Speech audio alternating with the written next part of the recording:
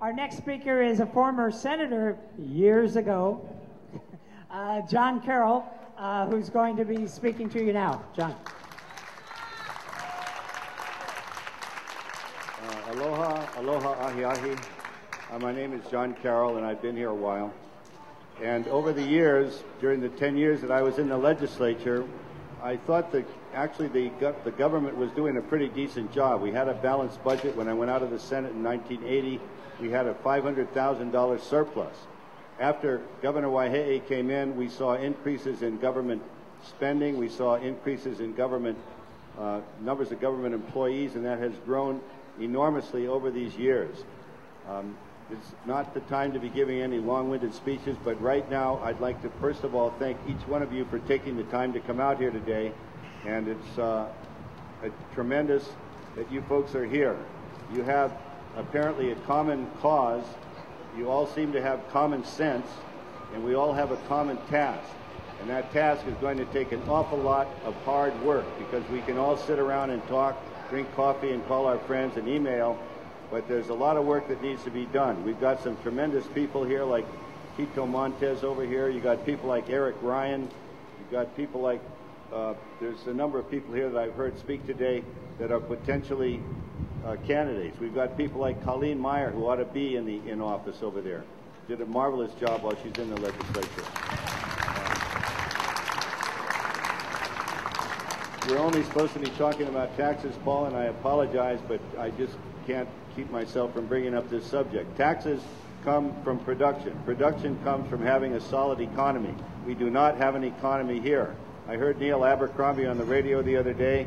They asked him, what do you intend to do about our economy? He said, as governor, I'm going to go to Washington. I have the connections, and I'll bring back a lot more federal funds. Well, guess what those federal funds are?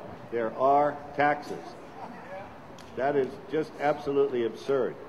Anyway, I want to thank everyone here. I'm going to ask each one of you to look to getting involved with particular legislators that will help you achieve your goal of having a government that's governing and not becoming basically a cancer on our society.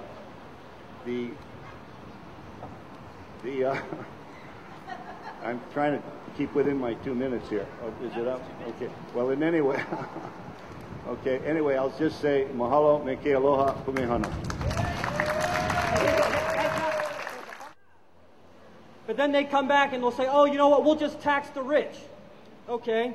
Ladies and gentlemen, I am not rich. Okay. But I am seriously thinking about putting the Hawaii state government as a dependent on my taxes this year. I think that's what I'm going to do.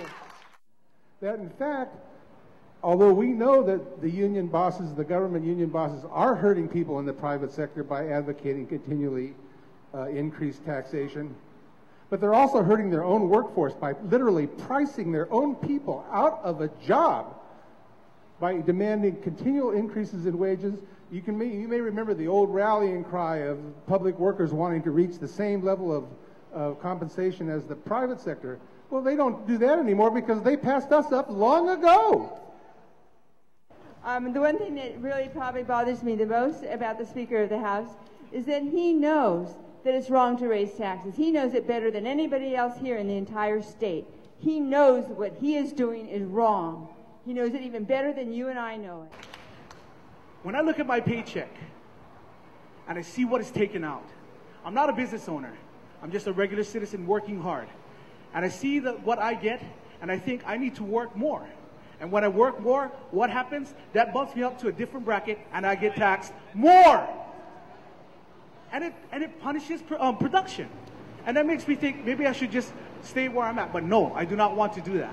When I read that book, Liberty and Tyranny, it was very insightful and very informative, and it moved me to take a more active part